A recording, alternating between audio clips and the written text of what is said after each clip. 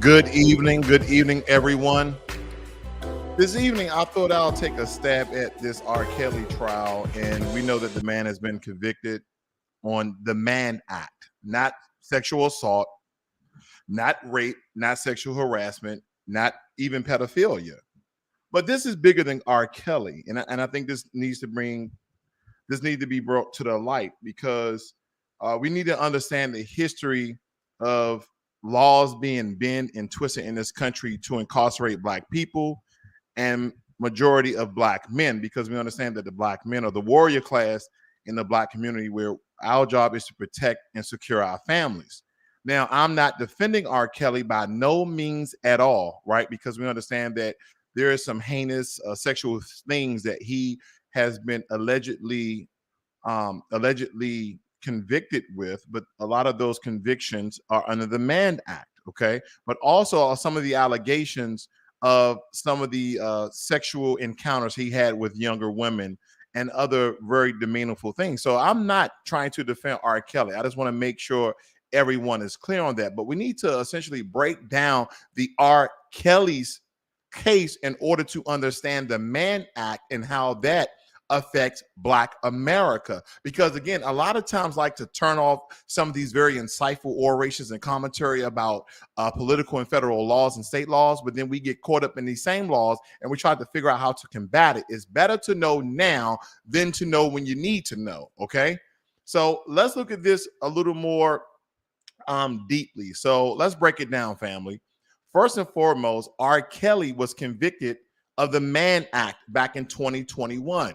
And the Mann Act is racketeering sexual exploitation of a child, kidnapping, bribery, sex trafficking violations. Okay, that's what it is. Now, some of his criminal charges, it says producing child pornography.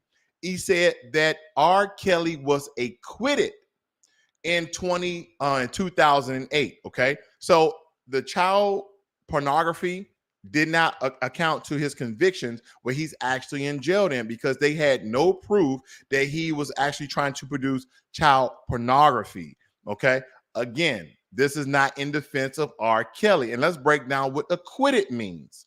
Okay, acquitted, if you're looking at the let's see here, free from a criminal charge by a verdict of not guilty. She was acquitted on all counts. R. Kelly was acquitted on all counts when it came to child pornography. Again, do not get caught up in the R. Kelly case. I want you to get caught up in the Mann Act. I'm leading, I'm going somewhere. But again, I must dissect, I must pick apart. Some of these things are in the R. Kelly case for you to understand the transition, the compare and contrast of the Mann Act. Okay, this is the culprit here. This is the victim. The Mann Act, okay, rather the victim, but the persecutor. Let's look at this very, very quickly. R. Kelly. Jury finds R. Kelly guilty on all counts in federal sex trafficking trial. Not pedophilia, not rape, not sexual assault, not sexual harassment. Again, federal sex trafficking trial. Let's move it along. Now, when we look at some of these things, I wanted to break this down to you guys. When we look at, where is this at? I think I'm ahead of myself. Give me 1 second, family. Here we go. Let's just take, for instance, this is the law in Illinois. It says 17 years of age. The age of consent for any type of sexual activity is typically 17 years of age. This means anyone younger than 17 years of age cannot lawfully consent to any type of sex act involving sexual conduct. Sexual conduct is a touching of any sexual organ. So there's some other information out here that's very important that you guys must understand, is that it is illegal, and this is in Illinois, it's illegal for anyone over the age of 24 to have sex with someone under the age of 18. Because 17, they might have the consent of someone of 24 and younger, but anyone over the age of 24, they don't have the consent under the state law. Okay, so I know a lot of you know that R. Kelly was dealing with a lot of younger women under the age 17, but I wanted to bring the law to you first so we have a set premise. Now, let's break down the Mann Act. Don't worry, we're not going to read it all, but I highlighted some of it for you guys so we can depict what the Mann actually is. And then we're going to go back to some of the things that can be carried under the Mann Act. So the Mann Act, knowingly transporting any individual, male or female, in interstate or foreign commerce on any territory or possession of the United States for purposes of prostitution or sexual activity. So we understand that R. Kelly, from a lot of things that came out this trial, even the parents, he wasn't trying to prostitute the women, but it had to do with sexual activity. Now, section 2423, solely with the transportation of minors, solely meaning only, meaning singular, solely with the transportation of minors under the age of 18, and provides an enhanced penalty. So just because they're under the age 18 and you are transporting them, and this doesn't even state that it's sexual. Listen to that. It's not even sexual at this point. Okay, have you noticed that? Because if you go back here, even though I read the unhighlighted part, it says that which is a criminal offense under the federal or state statute or local ordinance. Then it jumps to another section. It says solely with the transportation of minors under the age of 18 and provides an enhanced penalty. Then it says this section should generally be used when minors are victims, although the other two sections also cover minors. Okay, you have to look at the trick language there. Then we're going to jump down here. The Supreme Court held the under certain circumstances, a woman could be indictable as a conspirator in her own transportation. Then it jumps down and said, held that a woman who merely assents her transportation without taking a more active role in promoting it is not guilty of a substantial offense under the statute. Do anybody know what that means? It means that the woman can lie and get away with it and won't perjure herself. That's basically what that means, right? It says held that a woman who merely assents, agrees to her transportation without taking a more active role, meaning that she's not fighting and scratching and trying to kill the people in promoting, it is not guilty of a substantial offense under these statutes. So even though she goes along with it, she will still not be found guilty. Let me know if I'm wrong, family. Let me know if you're not understanding that. Okay, let me go on. It says here, the court also held that such a woman cannot be charged with conspiracy. She cannot be charged with conspiracy, family, meaning she cannot be charged. She will be exonerated on all charges, even if she go along with the prostitution self-trafficking ring. Listen to this. This is the Mann Act. This is the act that R. Kelly was convicted under. He was not convicted of rape. He was not convicted of sexual assault. He was not convicted of sexual harassment. I am not defending R. Kelly, but I want you to see the language in the Mann Act to understand how R. Kelly got incarcerated, which I do believe he belongs in jail, but that's neither here nor there, but he's in jail for the wrong thing. And again, we're going to go through this thing, ladies and gentlemen. So please don't turn down your YouTube channel. Don't turn off the video. Stay with me. You might get some insight. And I am not trying to protect R. Kelly, okay? But I want you to see how they can do other black men and also black women.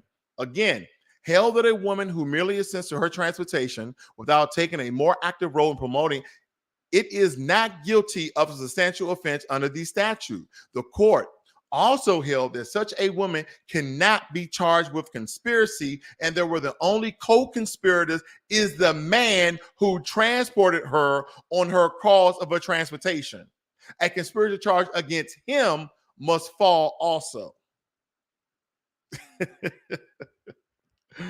You with me, family? Hopefully you guys are with me. Hopefully you guys are with me. Let's move it along a little bit here. Sex trafficking is a form of modern day slavery in which individuals perform commercial sex through the use of force, fraud, or coercion. Minors under the age of 18 engaging in commercial sex are considered to be victims of human trafficking, regardless of the use of the force, fraud, or coercion. So R. Kelly was convicted of human sex trafficking under the Mann Act. So some of you are now asking yourself, what does he mean that they can use this act against other black people, and majority probably black men? Because R. Kelly, clear and simple, did something heinous to these women of a sexual nature. Is he defending R. Kelly? Hell no. Let me break down the Mann Act to you, and let me give you some of the historical references of the Mann Act. Don't forget about the first Black American boxing champion Jack Johnson. You guys remember him back in the 1930s? Did you know that Jack Johnson, he was accused of transporting a prostitute from Pittsburgh to Chicago? Jack Johnson was convicted, and he was given the maximum sentence. And at the time, it was only a year and 1 day. And all the rooters and critics came out and said that he was guilty and this, that, and the other. But do you believe that the young lady he was transporting across lines and quote unquote in support of prostitution and human trafficking, did you know that was Jack Johnson's white girlfriend? And a lot of people believe that this was racially motivated. And this had nothing to do with her age. She was actually of age. Now let's talk about Chuck Berry, okay? The king of rock and roll. Back in 1995, he was convicted under the Mann Act of transporting across state lines an underage Native American girl. I believe she was Apache. He was arrested on a prostitution charge weeks later. He ended up serving 20 months in prison on a variety of charges, but that is the main charge that they got that brother with. Break it down even more. Let's go to the current day trial on R. Kelly. We're connecting the Mann Act here. It says that the two women, 21-year-old Azera Clary and 23-year-old Jocelyn Savage, are allegedly members of a sex cult, okay, where Kelly reportedly holds women against their will. It says here in the article, blah, blah, blah. He didn't identify Claire and Savage by name, but their parents later confirmed their identities, okay? Let's go down to some of these highlighters I have here. R. Kelly, he says he did not have sex with Claire when she was 17, but said her parents wanted me to. Now, the question is this in this trial. Why did R. Kelly point out the parents? I've never seen in any trials dealing with sexual harassment, sexual assault, the Mann Act, or rape, where the accuser, the person who's being accused is actually blaming the parents. Let me look further into this, though. He then states the singer said Clara and Savage's parents handed their daughters to him, suggesting they wanted money out of it. This was a transaction. But see, the parents have not been convicted of human trafficking because these are their kids. And I'm not saying that the parents are guilty. I don't know to believe R. Kelly. I don't know to believe the parents. I just don't know. But this is very intriguing and interesting that when a lot of you guys was following this case, you was probably watching one news channel. You wasn't watching multiple news channels. You wasn't probably detailing, because we know for a very long time, ever since Aaliyah, that R. Kelly liked younger women, like really young, because I believe he married Aaliyah when she was 15. Okay, so and that's already sick to me as a male. 15, really? So, and even at that time, he was much, much older than her. Okay. Now, Claire and Savage are sticking with with Kelly. Their parents think they are brainwashed. Remember, the news had us thinking, and still probably to this day, that R. Kelly brainwashed these women. Okay. And I'm going to show you all what I have here. And this is from Clara. She said, you guys don't know the truth. You believe in some bullshit facade that our parents are saying. This is fucking lies for money. Why would she say that? Why would she say this is for money? And she's the one sticking with R. Kelly and talking about her parents, that this is about money. And she said, if you can't see that, then you're ignorant and you're stupid. Very, very important that, you guys see this. I know you can't see. Let me show you. It's very important that you guys understand this, because this is what the so-called victims were saying at the time, that this was all about money. R. Kelly said it was about money. Then they said it was about money. Okay. Now, I don't know the time in between. Did R. Kelly brainwash the women to say this, or were they with their parents at the time, or this is still going around when the allegations came out? So everything is very time sensitive here, that we understand how this went down. But keep your eyes on the Mann Act, because again, R. Kelly was not convicted of rape, sexual harassment, and sexual assault. I want to keep drilling that down, because this Mann Act can be used against anyone. It was used against Jack Johnson. It was used against Chuck Berry. It was even used against Charlie Chaplin because of his political views. You see that? They will racialize and weaponize this Mann Act against black people and mainly black men, but they even weaponize this Mann Act to take down Charlie Chaplin because of his political views. Very important. Okay? So I want you guys to look at this video with me so you essentially understand the emotion that this woman displayed. And then I'm gonna give you, I'm gonna show you also clips of this video of 2 years later and how her whole story changed and she was hurt and manipulated and he did this and he did that. And I'm not saying he didn't do any of those things, but this seems more real. This seems more authentic. This seems more genuine than her video interview 2 years later where she seems very much coached. Okay, let's just watch this. Fair use, fair use. We also talked to Jocelyn and Azriel Clary about living with R. Kelly and their estranged relationship with their families. It made them very emotional, too. Tell me, Azriel, why you're crying. Tell me. I'm crying because you guys don't know the truth. You guys are believing some facade that our parents are saying. This is all lies for money. And if you can't see that, you're ignorant and you're stupid. We'll bring you more of that interview on Friday. Exactly. Let me just play that one more time. I know it's very short. Let us hear her once again. I just want to hear the young lady speak. Give me a second here. Relationship with their families. It made them very emotional, too. Tell me, Azriel, why you're crying. Tell me.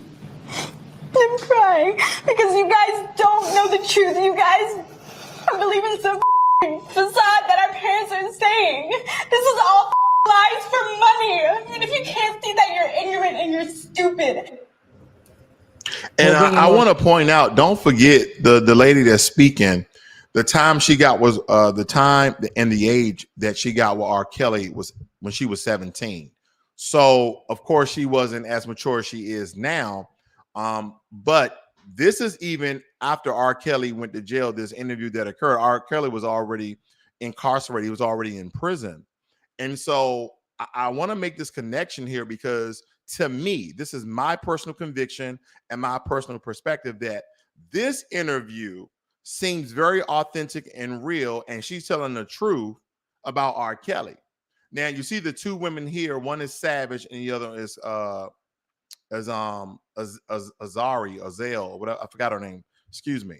But now I want you to go look at this video that occurred last year on the same situation.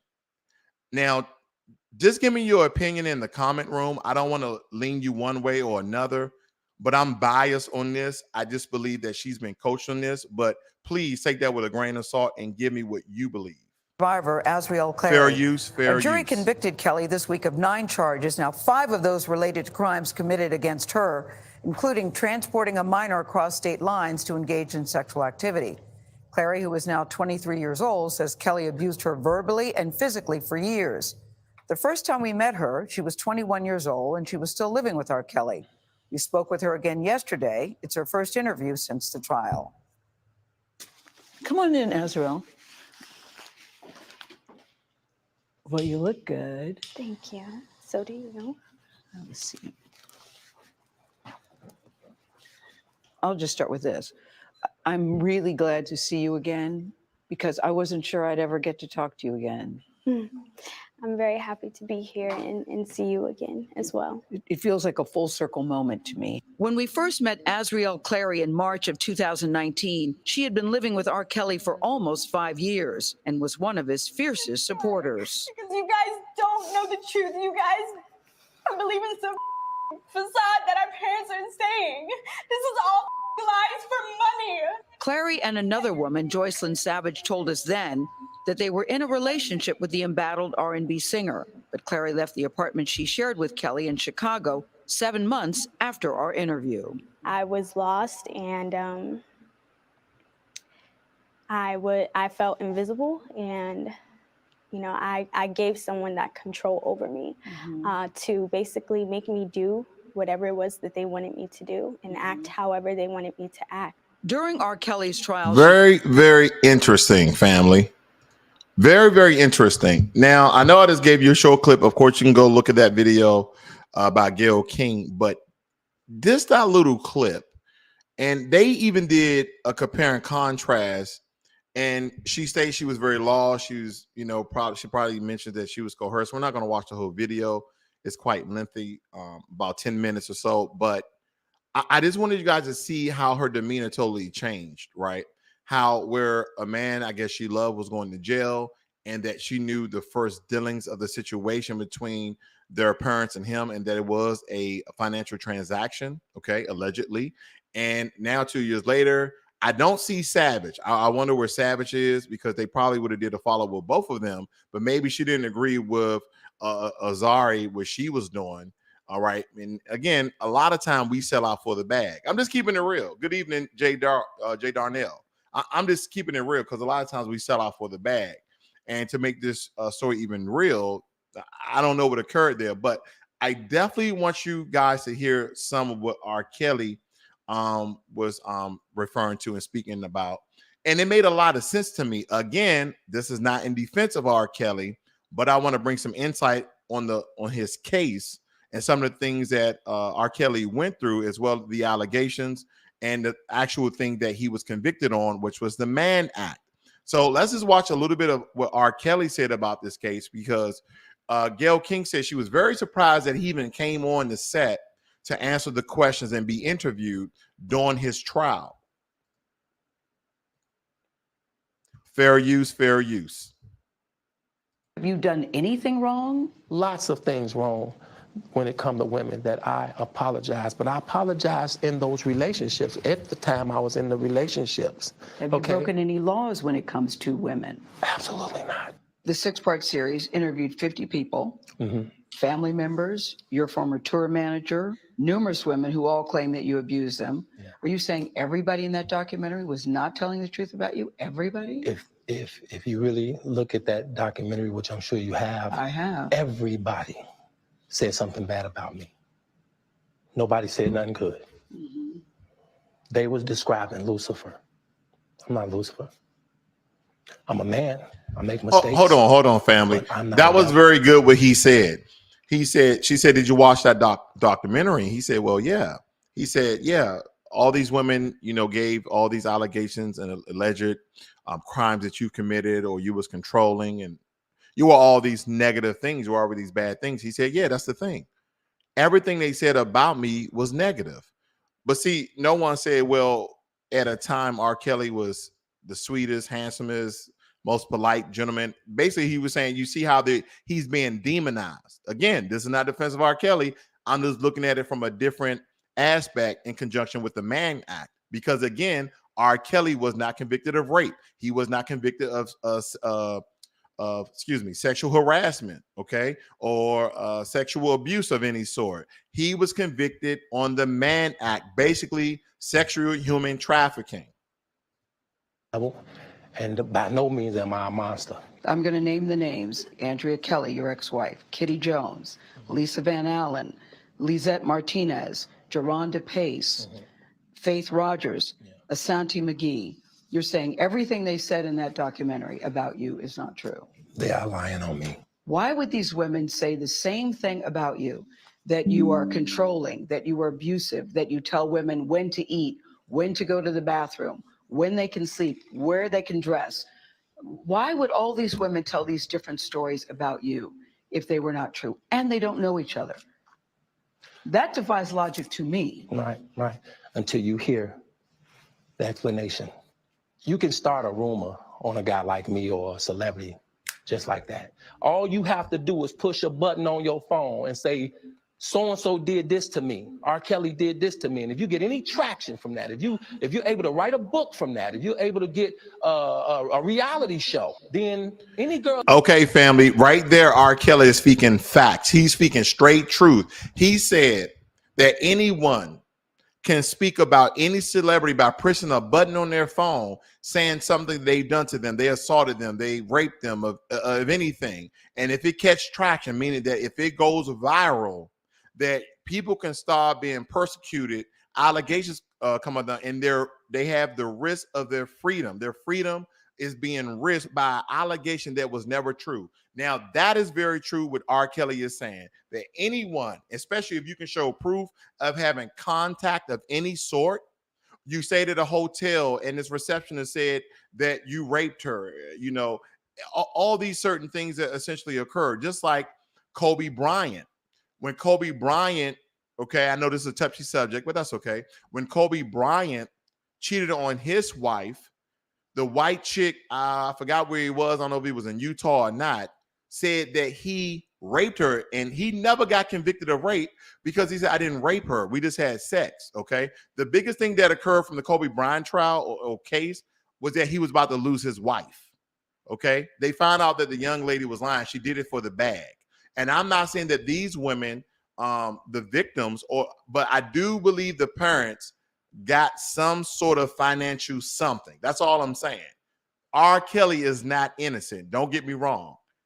But I want you to see how this can easily be connected to the Mann Act. Because family, a lot of times we subscribe to one or two news stations and we believe 100% of the stories that we hear. And we think we're hearing it from every angle because they do a good job of showing you different views at the same angle. Okay, you're looking at the same thing over and over again, and what seems to be different angles, but it's the same angle that looks different. Hopefully that makes sense. And this is essentially what they have done. Okay, I am not saying R. Kelly is wrongfully convicted. No, I want us to look at this in a broader spectrum.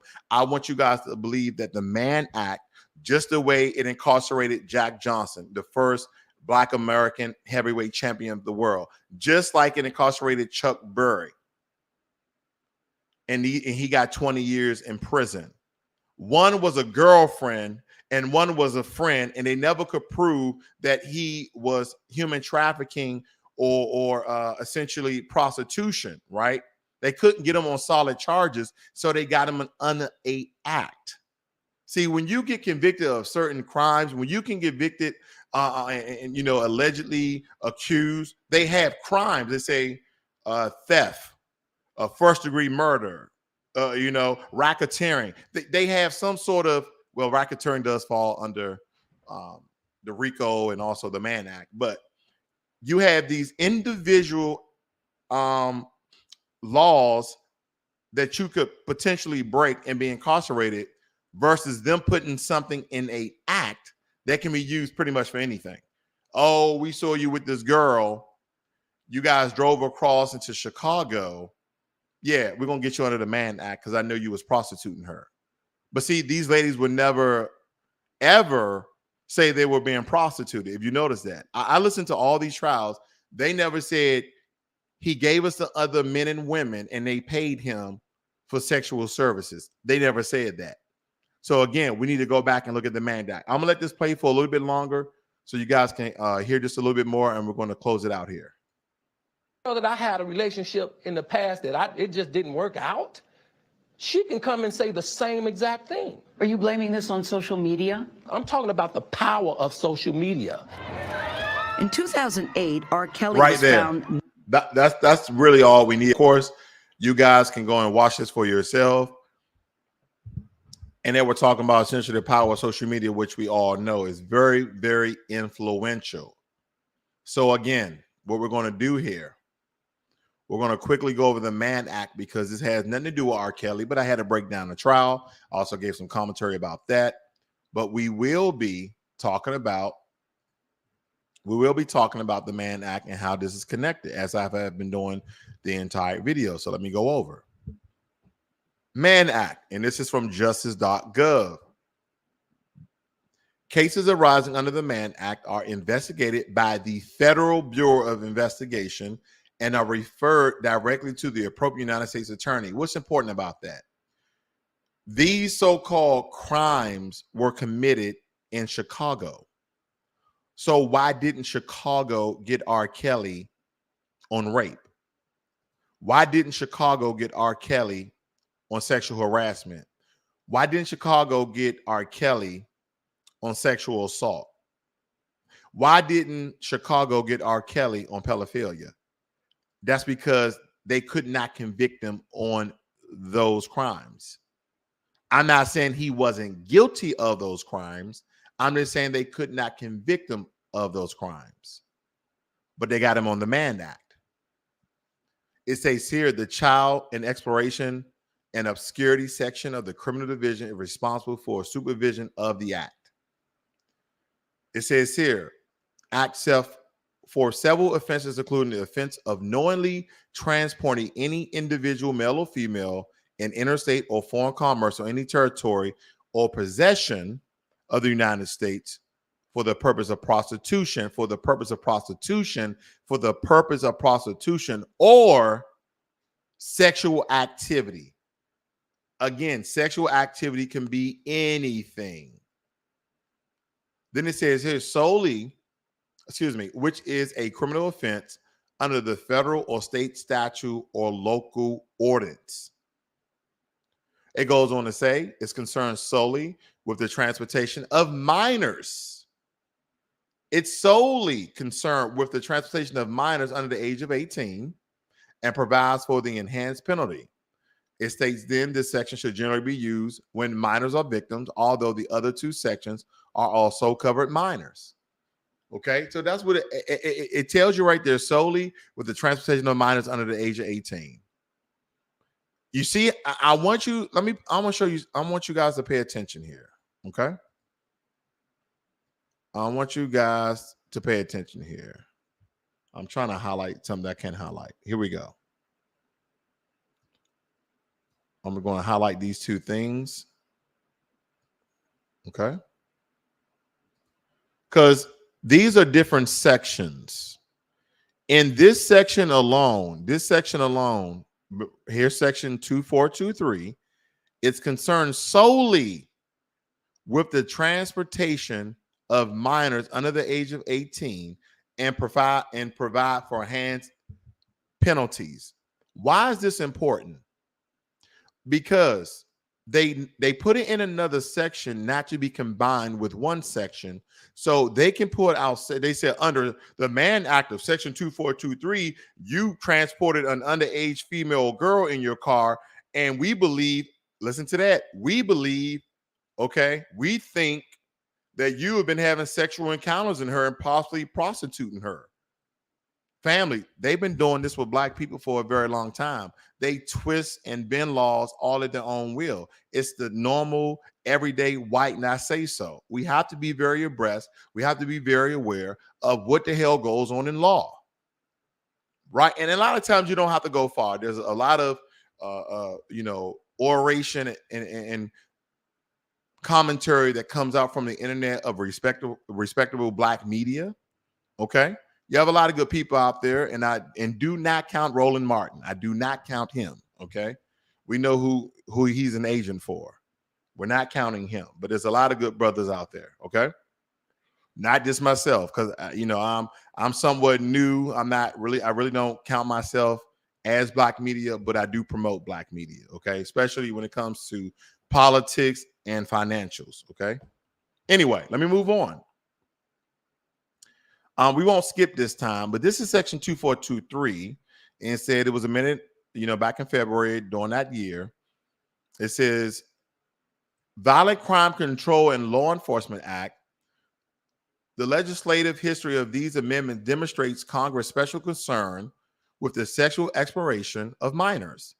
Thus, case falling under these statutes, which involve minors at victims, should be given special priority.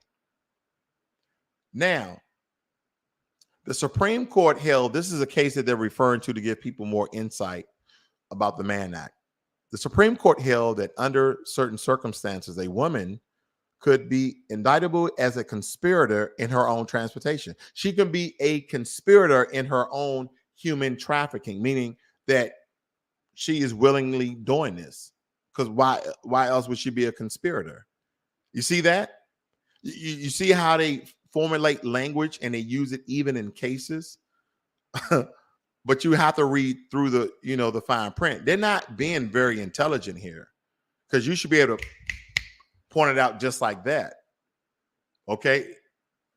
Then it states, held that a woman who merely assents to her transportation without taking a more active role in promoting it is not guilty of a substantial offense under these statutes. So basically, if a woman, because they said woman, was to be kidnapped, because that's also part of the Mann Act, to be kidnapped and not fight the people who are kidnapping her, she would not be charged. She would not be held with any crimes, any active role, because she simply didn't fight. And I understand that. Okay, we all can agree to that, because women or men can be kidnapped and be very, very scared and not try to do anything to the people who are kidnapping them, okay, who is trying to human traffic them, because they're scared. Okay, let me move on. And I'm right here, family. The court also held that such a woman cannot be charged with conspiracy, and that where the only co-conspirator is the man who transported her or caused her transportation, a conspiracy charge against him must fall also. Wow. So hopefully I did enough connections and insight. Boy, to really show and inform you guys how federal laws can be used, federal acts can be bent for the master's will. Now, the thing about white supremacy, they will punish their own with some of the same legislation to put other white people in line. That's what white supremacy does. They always need someone to be the example, because more times than not, when they get out of line, they make sure they find a sacrificing lamb, someone like Epstein that they will hold up. Yeah, he was guilty. And next time you guys mingle, transactional, do business with non-white people, we're going to punish you. Okay. Am I saying that R. Kelly is innocent and that he is being punished under the laws of white supremacy? No. I am saying R. Kelly is guilty, but not what he is guilty of, the charges that why he's in prison. Meaning R. Kelly was convicted of crimes that he did not commit. If anything, I would think they would convicted R. Kelly of rape, sexual assault, sexual harassment, imprisonment, because supposedly he was holding these women against their will, but he got them against the Mann Act, which is a federal crime. That's very, very interesting, because the other charges would have came from the district attorney's office out of Illinois. But maybe the federal charges hold more weight and he'll get more time. I'm just stating, everyone knows if your court case is going to federal court, there's a strong propensity of you getting a larger charge, a more charge that will give you more years in a federal prison. We know that holds more weight.